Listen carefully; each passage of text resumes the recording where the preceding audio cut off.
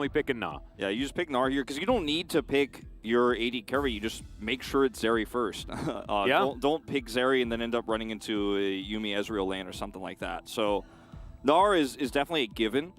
And here for T1, alternate options to pick up here are a strong jungler, or just a very basic support. As we'll see the Master Yi hover again because that's really fun, but we sadly will not see that. Not right now. I would expect a Poppy. I think that's the Poppy is pick still here. very, very strong. Means that Yuumi can never really detach in a team fight without having to be worried about the steadfast presence. Yeah, it's just kind of a busted pick right now, especially when you consider that KT with this Yuumi pick are not going to be looking to win lane necessarily, very unlikely. And you can't really pick an AD carry here to win blind on blue side with the Yuumi. You can't be like, Yuumi Lucian, watch out. T1 still have all the flexibility available. Here's a very early Skarner pick, and I don't think the Skarner was bad last game. In fact, I think they used it very well. Like getting that pick onto Owner in particular gave aiming his only kill, but I would hope that otherwise we see a little bit more defensive setups here bottom side, giving that extra control of the bottom side we saw last time with the failed gank. Yep. Is what I'm hoping we don't see, especially on blue side. I'm also really hoping that we see Predator as well. I feel like Predator does give just that little bit more. As Faker's going to go back to the Galio. We're just going to pick exactly the same top side. T1 now with a bottom lane to sort of put together, but it is going to be a lane that is going to be banned out quite a bit. And we'll see where KT's bans are going to lie. I'd imagine like Aphelios for a start, and then maybe one of Carrier's picks. Aphelios, Xayah, I think could be strong options here for KT. Like I think Xayah is very strong in this draft for T1 right now. Any sort of champion that's going to get an early lead. Obviously, the Callista would be your biggest fear, but it's banned away by T1. And Guma already lost his Draven, right? That's another threatening champion. And without the Yuumi here, I don't think you're as worried about a Lucian lane. So I don't think KT are going to feel like that's going to be a problem. It could be strong, obviously, in certain points of the game. Yep. I think maybe it's like, I don't know, Kog'Maw or Aphelios could be banned as the, Lucian also. They'll go for that. Like, I think this is not the ban I would have gone for. I think if you're playing Zeri Yuumi with Skarner, like, you better be comfortable running into the Lucian because T1 could have picked it early instead of the Poppy. Yeah. So let's see what T1 have here. I think an Azir ban would also make sense, frankly, for Vikla. He's had a pretty thin champion pool this season, and you're looking for more scaling. They take away the Renekton, which I think is also strong.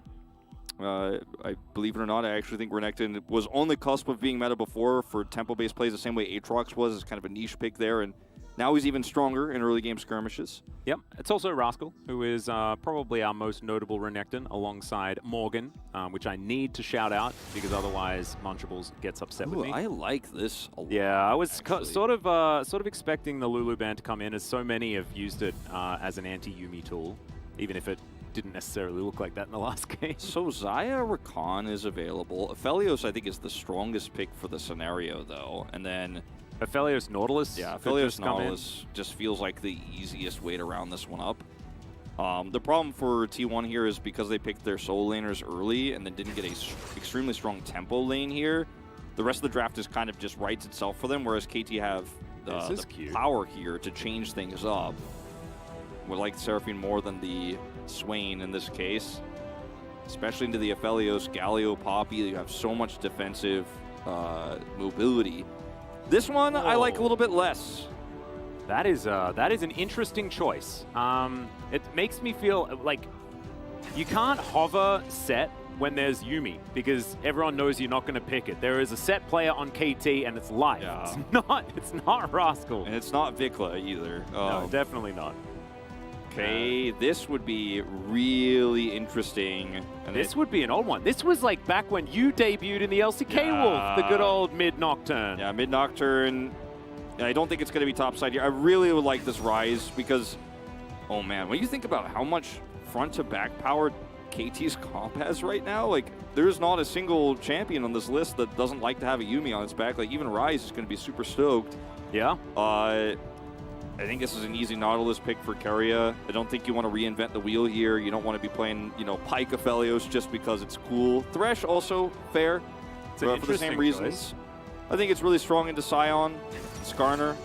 The box is going to be massive value, so that's one reason why you take it over the Nautilus, because you're not looking to engage as a support in this case with the Aphelios. Just want to make sure the Aphelios has more distance between the engaged champions KT are having, because you already have a great front line in Gnar, Poppy, Galio. You're very happy to just be like, okay, as long as Aphelios lives for 3 seconds longer, we might win this in the mid game, especially when Aphelios hits his 2-item spike. Yeah. Just don't let Zeri get fed. That's the name of the game here. I do think that KT's draft is like 600 times better than it was in comparison in game number 1. I think that this will be a much more difficult one for T1. However, it is still so much comfort. It is still Poppy availability here as well. But I do think that this should be keeping T1 a little bit more honest this time around. I think it's a little bit more of an uphill battle, as I feel like the roller coaster is, you know, set to do the fun stuff now. You know, maybe we've just traveled to the top of the ride and now it's ready to go down. Yeah, I mean, I think the Sivir, even though there were not that many votes for Guma, he did a lot of damage. Like, the Sivir was what the Galio and the Gnar set up for success, and I think the Galio and Gnar don't feel as good with an Aphelios Thresh on the bottom side for win conditions. It's going to have to be played very differently here for T1 than it did last time around. So, I mean, just one Sivir ban really changes the landscape of KT running it back, basically. Yeah, and also, I think that the Scion pick makes the team fighting so much better. You know, the Ryze pick there as well. Now we have the Zeri Yuumi. Zeri gets her best friend down there towards the bottom side of the map. I think that that lane is going to be a lot stronger. I think that the power of KT throughout this game is going to be a lot better. But T1 have just pulled off things in the past that have been against what the draft may tell you, and we'll see whether they can do it again as we hop into game number 2.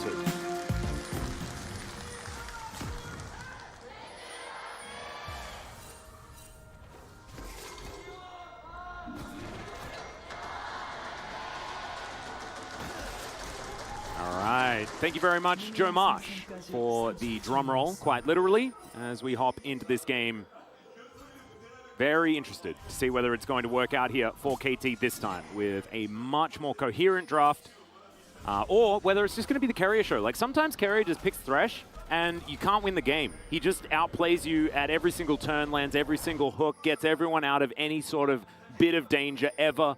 And of course, Steadfast Presence not going to be there for KT. It is on T1's side of the rift. You're not going to be able to deny these lanterns very effectively, unless, you know, Cuz just presses R or something like that. Yeah, and I don't think Vikla is going to be building Everfrost. I think he will be building Ludens into damage this game. And with the Scion pick, like, you could have, of course, done tank Ryze here, but you probably would have gone for a more middle-of-the-road top laner. And the Scion here just kind of says, all engage, all CC, all tanky. I don't need any, you know, tanky stats in the mid lane. As Vikla obviously is going to have a lot of power here in the early parts of this, especially if he harasses well. But similarly, Faker loves playing the Galio into the Ryze. It's his favorite counterpick for Ryze. It's his favorite counterpick for TF. We see it all the time. Yep. So it's a matchup he's very comfortable with, even if it is going to cost him some early prio. Yeah, absolutely. You can always follow the Ryze if he's going to try and realm warp, especially early, just because the ranges are somewhat similar on the heroic entrance and that particular ability. And so the map plays that the Ryze does offer kind of nullified. And Faker is just very, very good at making sure that those map plays are going to work out.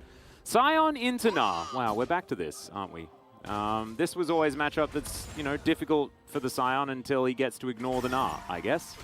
That's not going to be early. And this is Zeus' Gnar as well. I think it's a very optimistic pick for the lane for Rascal, but we'll see whether he can weather the storm effectively, or whether it's just going to be Zeus destroying his turret very early. He is 6-2 on Sejuani, and he's played into a lot of Gnars across that 75% win rate. So I have a lot of confidence that he'll be able to weather the storm and end up, you know, just being like, all right, I'm melee, I'm a tank, I'm going to get some hyper procs, you know, pushed into me. This is going to be very annoying. But he went Unsealed Spellbook, so he'll have some more flexibility there in the lane too. Like, I want to say, like, let's trust in weak side Rascal, even though it's not as fun and popular, and it's not like the thing he's most famous for. Recently, of course, picking up #1 solo kills in the LCK, setting records. Yep. As this is a matchup here, obviously, between Cuz and Owner. We saw how it went last time. Very muted for both junglers, but this time around, you know, it's an Aphelios Thresh here, and Aiming and Life are going to have a little bit more control over the lane. It's blue side, so that's going to be a nice smite. Yep. I think that this time around, I don't think Cuz has to play defensively. In fact, can play very aggressively, play around bottom side here, and try to take some of those camps away. And if they make a single mistake, if Guma and Carry make even one error, then suddenly Aiming becomes unstoppable. So that's the like, other part of the Zeri pick, because it's still extremely strong, right? It's just, you know, T1 has some really good answers, and it's T1, so we trust they can pull it off. They pulled it off last game. But even T1, you know, it's not a perfect team. Yep. One small mistake, and this Zeri gets out of control.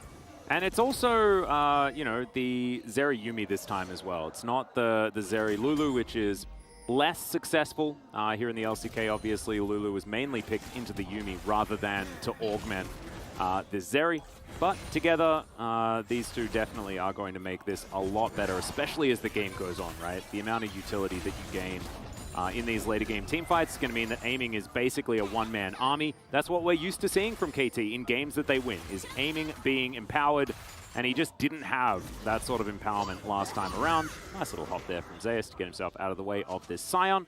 As Cuz looking to potentially come up and help him out, but there is just so much vision here for T1. They know exactly where this Skarner is. I've got a Scuttle and a ward there in the brush. Rascal's pinging it away. Like, don't even look for it.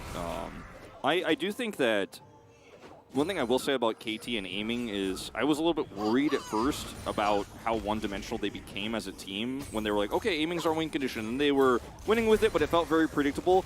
The more times they win, the more we just have to be like, no, I guess it just doesn't matter if it's predictable because they just execute on it very well. And even last game, there was some hope through the mid-game that with the 2 Drake lead they had, they might be able to stabilize. So, again, I think as boring as it is to watch Aiming just be given the draft in every single time and you're never going to get to see Rascal play strong side again, if you're a KT fan, I guess that's what you should probably be hoping for at this point in time. Yep, and also, you know, he is just pretty good at playing that weak side, like you were talking about, Rascal, of course I'm referring to. He used to play with Ruler, right? So he got very used to not getting as many of the resources. So it's just kind of how this KT team has fallen together, and I kind of like it. As we'll just have to see whether the Skarner value is actually going to be there this time. It is Phase Rush once again, so Cuz is going to have a lot more of that exit momentum, but also far less movement speed this time around on T1, because On the Hunt has been removed, and that is definitely going to mean that the Skarner value is going to rise. Yeah. Faker is laning so incredibly well. Like, he's actually maintaining a lot of control of this mid lane. Again, it's a matchup he's played so much throughout his career, and even very recently. Just wanted to point it out. Yeah. So he's had some extra prio that I think is in part set up by Vikla to try to drag the wave towards the turret, so there could be a little bit of kill pressure there, maybe a flash stolen away, but Faker's played it and managed it so extremely well. Rotation down here doesn't lead to anything just yet. His Aiming is going to be very respectful, saying, you know, I don't want to get ganked by Owner here early, don't want to be up in the lane, don't even want to lose my cleanse. And all I need to do is kill the minions. Don't need to actually force anything. Keep my plates alive as a bonus. Well, Keria and Gumayushi were trying to set the trap, but Aiming in Life not going to spring it for now. That's the other bogus thing about blue side's area, is you could just use this wall under turret to be like, are they in there? I mean, of course, red side can do the same, but blue side can kind of really feel free, especially when you have a control ward there as well towards the top side. You're like, nah. Nice try. Yeah, you sort of have to like scoot back a little bit if you want to get that extendo beam over on the red side. But yeah, you're right. It allows you that little bit of extra flexibility as Cuz moves towards this ward as Vikla does secure the cannon minion. And now you can see Cuz looking to go back. We do have about 40 seconds on the Rift Herald. Might be a point to do battle for both of these teams. Yeah, Aiming, this back timing for him is pretty perfect because what they could do is, of course, set up some deeper vision around where Poppy is to see the ping that goes down there. And then if they see him rotating over, or Faker looks like he's trying to push a wave here to rotate for the faster setup, then Zeri comes. Otherwise, she just goes back bottom and grabs a plate or two.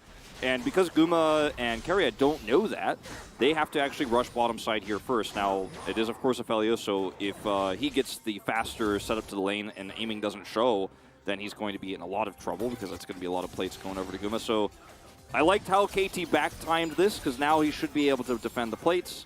Yeah. However, there's not a lot of control here around the Rift Herald for KT at the same time. The R-Bar for Zeus just expired.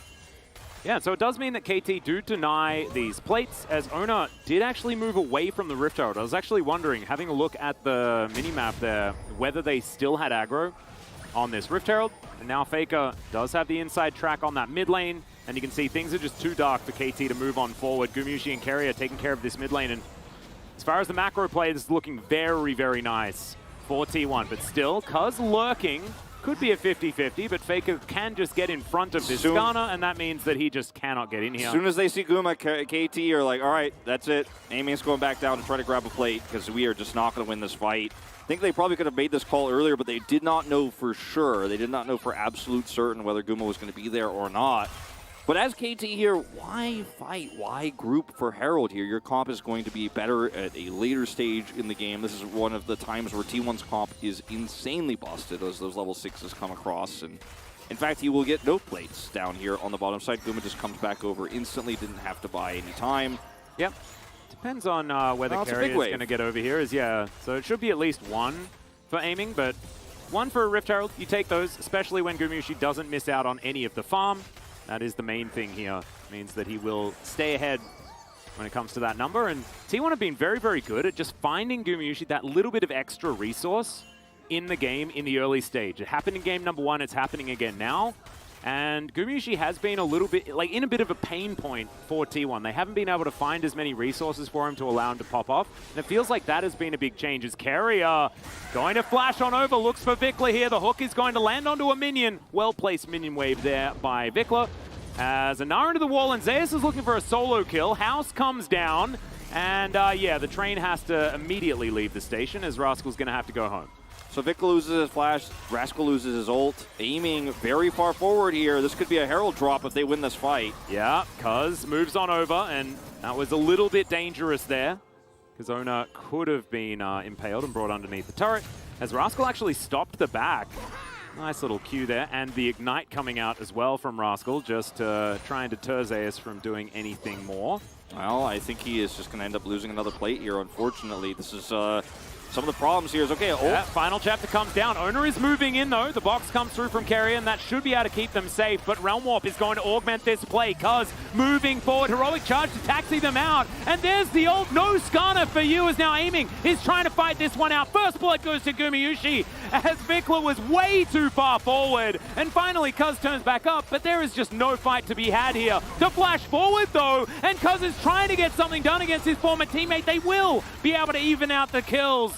The Gumayushi picking up that first blood, I think, is the bigger deal. Yeah, unfortunately, aiming is also not going to be the one to get the kill. The kill goes over to Cuz here, so a little bit less gold in his pocket because it's a split kill between 3 members. So not even a ton of gold. It's actually a 3-split assist that he picks up there. It will lead to a Drake taken here for KT Rolster. But once again, T1 in so much tempo control of this game. And I think the idea to try to even go for that follow-up there was extremely greedy for KT. Vikla just kind of nose-dove into the turret. Unfortunately, doesn't have Everfrost, isn't even going to build it this game, I don't think. As, you're just at a point where this comp, yeah, you can look for a double root here, but T1 are like, cool. And then at this point, as aiming, you should probably be like, yeah, you know, I think this is enough. But they wanted to force this so hard, and the coordination is just a little bit too slow. If Vikla is here to catch them as the root walks or wears away, yeah, you feel pretty good about this. But Faker can match your rotation. He comes down, yeah, he does end up dying here.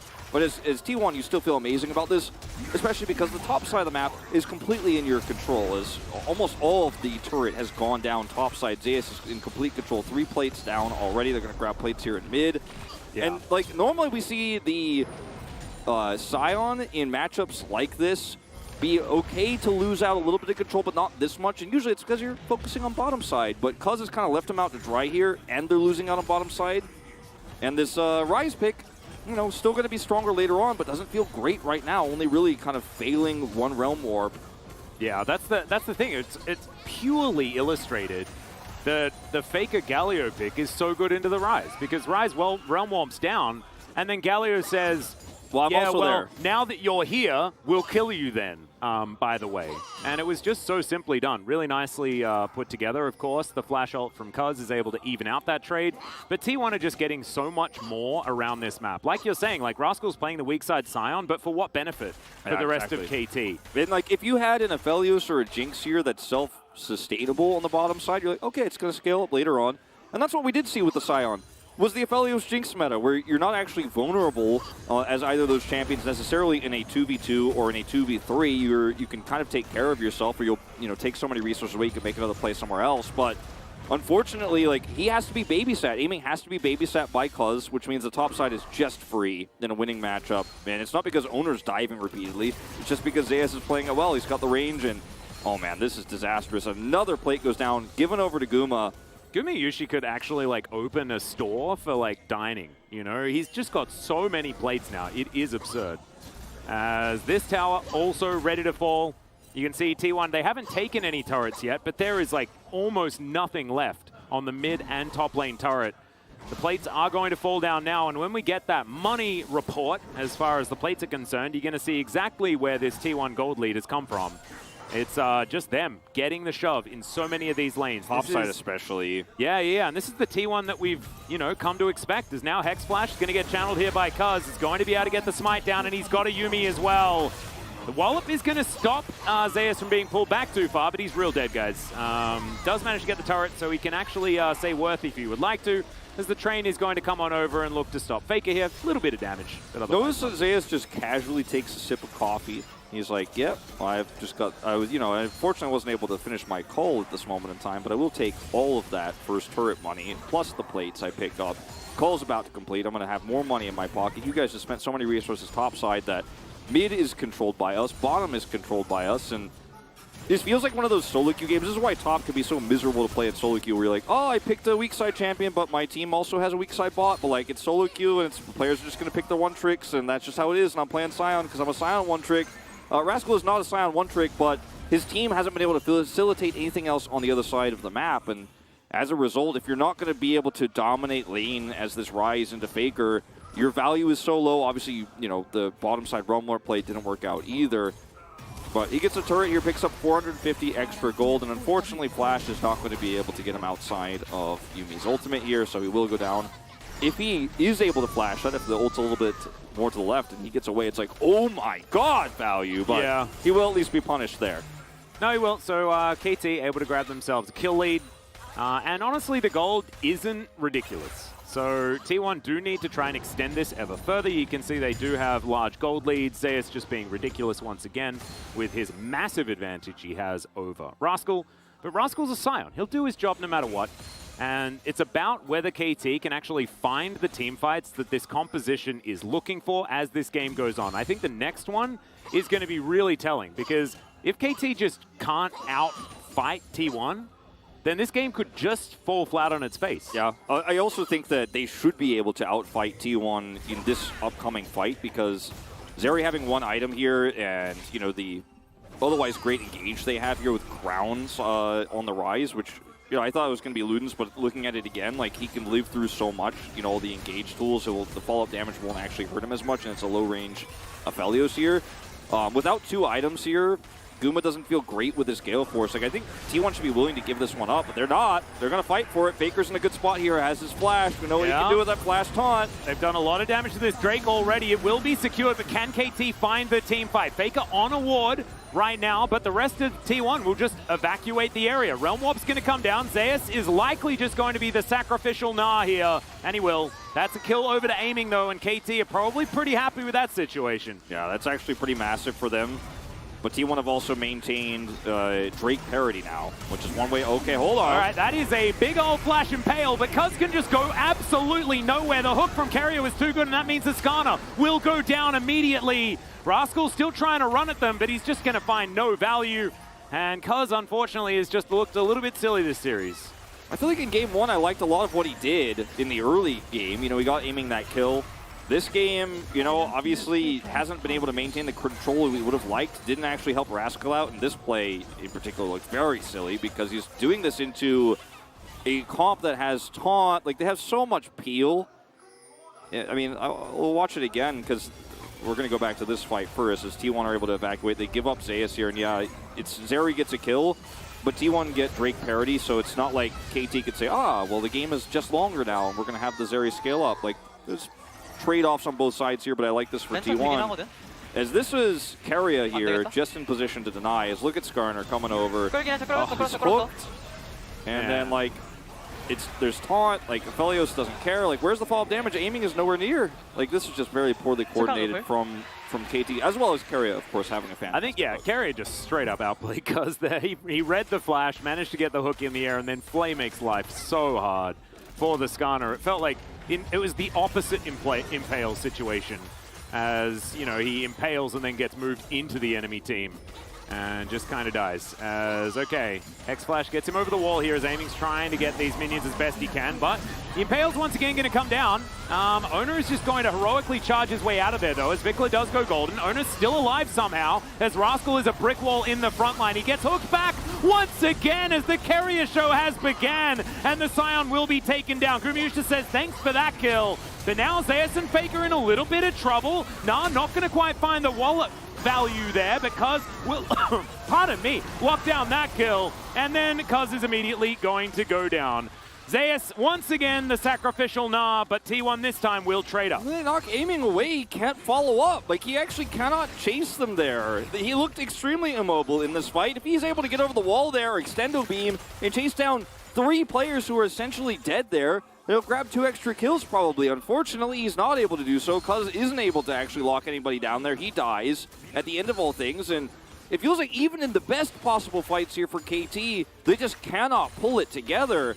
And you could really see some of the weak points of this draft in terms of how this Skarner operates in skirmishes when T1 are the ones setting up these fights. Is Lantern's used early here, so I think that's part of why you're like, okay, we're going to actually chase, we're going to press the go button here as Owner lives for so long. Scion swings around. This is a beautiful play from Rascal to try to trap them here, but there's just so much tankiness and CC. It's just hard to trade up here. Look at another Lantern comes through. Guma kind of trolled Faker there on that one. Yeah. But Faker's like, no, I'm going to taunt him in the choke, and then watch what happens to Aiming here. He's just completely zoned out, so the rest of T1 can escape. Owner knocks him away, so he can't actually follow through, and then Cuz is just left out to dry. T1, their team fighting is just amazing. Doesn't matter how good of a choke point control you think you have, you are just not going to catch up to this team. It's just insane. Having a look at this one from Owner's perspective. 40 health. Somehow manages to survive and then gets his ulti is what knocks Aiming away. Aligned for when Aiming gets his ult back up again. Yeah. Gets taunted, of course, by Faker's, you know, catching them there on the choke point. Here comes his ult. By Aiming. That's all he needed to do to make sure the rest of T1 can take out the Skarner and back out. Beautifully played. If he gets hit by one more auto and dies, I think this fight looks completely different. No, I agree. It was very, very well played there by T1, and this is what I was sort of alluding to when we were talking about that first fight, how KT was going to actually be able to come together and make this comp work. And unfortunately, it just didn't, as T1 now have approximately a 2,000 gold lead. That will be eased a little, as Vikla should be able to take down this top outer turret. Faker is not super psyched about it, but still not going to be able to stop it. Is okay, ghosting forward here is Vikla. Does get the Rune Prison down. Faker taking a lot of damage. The minion wave actually helping Vikla out here, as Faker has to use his Zhonya's. There's a Realm Warp, as Vikla is going to get knocked out of that one. He's going to, you know, die on his own terms, but it's a 1-for-1 in the end, as Aiming's doing a bit of work here to this outer turret, but otherwise not too much. Like, you're fishing so hard, Vikla, for this one, and he has Realm Warp available, so the idea is, okay, I'm just going to Realm Warp out. Like, cool guys don't look at dead Faker, but Faker just looks at you and knocks you out of your Realm Warp, and you're fighting and forcing this on a turret. He could have just been happy to walk away. Yeah. And would have been way better off for it. His Keria is going to take a ton of damage, and this is going to be a Drake given over to KT. But this is what we were talking about with T1 evening up the Drakes and just escaping and getting away with it. Means they bought so much extra time. Like, this is not KT now threatening Hextech Soul. They're just sitting on 2 Drakes, so it feels way better now for T1. As KT, now with Rascal that has, you know, his Crossfire Gauntlet completed, he's got 3,000 health. He's starting to become that brick wall, as they will just be able to walk up to this outer turret in the mid lane and take it down, catching T1 on a reset just a little bit, as they do have vision control of this barren area, but it's not exactly a whole lot, as this control ward will be taken down, and now T1's going to have to get back there and sort out their vision once again. Let's have a look at this play one more time from Vikla. I mean, he gets the turret, loses his crown early. Faker, okay, we might have something happening live. We might have to jump back out of this one. Yeah, we may have to. As, but anyway, Faker trying to frontline. Faker just knocks him out of his Realm Warp, which is the most critical part of this. As a Scion ultimate is wasted, I believe, there in live, and it's traded for Guma's ult. As yeah, it's just knocked out of his Realm Warp. Zeus comes over for the assist. And Cuz might now be in a little bit of trouble, but no, he is going to be able to secure the Rift Scuttler and keeps himself alive as Vikla on this blue buff. Does have flash, so he's not going to be dying right now. Picks the juke beautifully, does Carrier, as now Vikla feeling a bit silly for not flashing earlier. Zayed's going to take a lot of damage though as aiming's going to turn up. Picks up his first kill. Now Ona's next on the menu. Gumushi decides that he just doesn't want to be in the fight as it's a double for the Zeri. Make it a triple and make that a Baron on top. And Guma is just, he cannot be here. It's too risky for him to be here. He's on a low range of Aphelios. It doesn't have an ultimate, so he's over on the side and they go a little bit too deep here trying to grab a pick. And yeah, Vikla, if he flashes the hook, he survives and this is even better for them.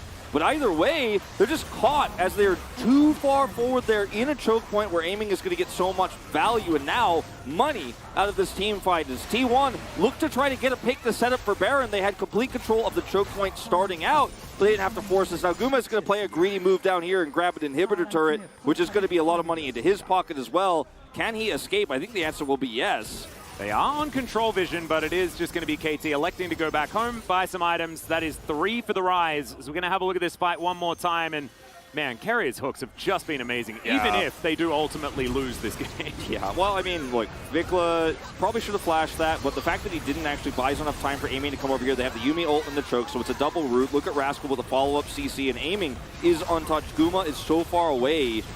And T1 were not ready for a team fight. They were ready for a pick, but they were like, all right, well, we were just looking for a pick and we were going to kite back to Baron.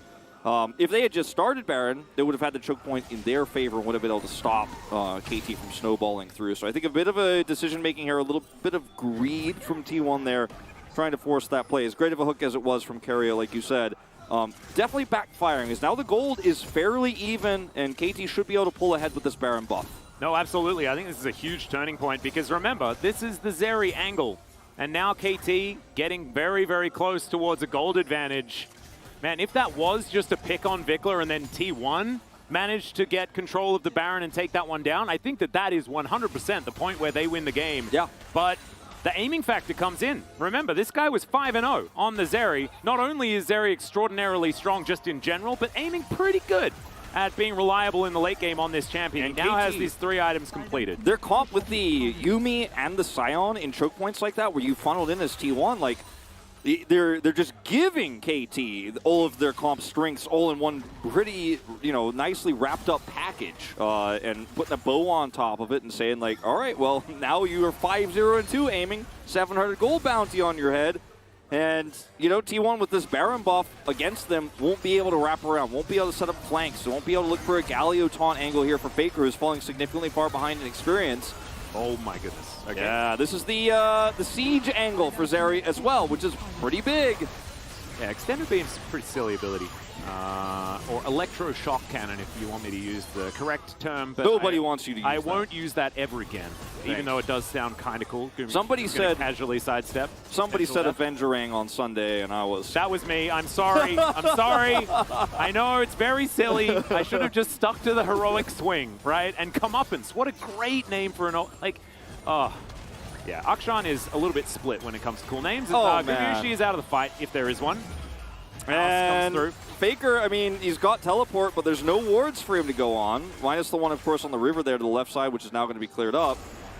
But besides that, like, if you lose control of the map against this Zeri, who has 3 items now, is going to get a 4th one fairly soon, it's a problem. And now it's soul point, so the time you bought earlier doesn't matter as much anymore. And the win conditions here for T1 are so complex now. They have to win a perfect team fight. They have to punish KT. They have to somehow lock this Zeri down. She has Cleanse. And because she has Cleanse available, and Mikhail's, by the way, plus Moonstone Renewer, like, there are a lot of resources committed here in terms of the itemization to make sure that aiming cannot be picked. Because there's taunts, there's hooks from Carrier, there's Zeus with his Gnar, there's Owner, of course, who can try to knock him into a wall.